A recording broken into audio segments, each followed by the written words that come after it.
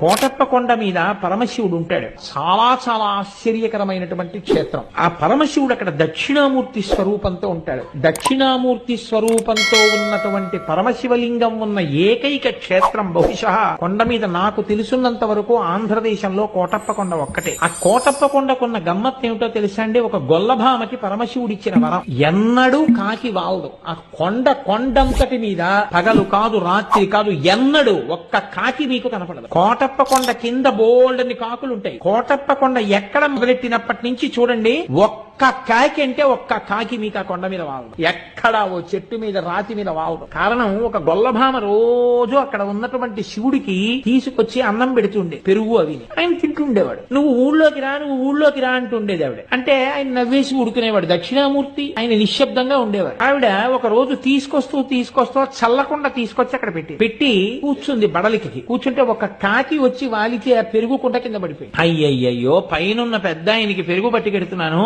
ఈ దిక్కుమాలిన కాకి వాలి పెరుగంతా కింద పడిపోయిందని బాధపడితే పరమశివుడు వృద్ధ బ్రాహ్మణ రూపంలో కిందకొస్తున్నవాడిగా కనపడి, నీకు వరం ఇస్తున్నాను, ఇక మీద ఎన్నడూ ఈ కొండ మీద కాకులు వాలవంటే అంత చిన్న కోరికతో సహా తీర్చేశాడు అక్కడ.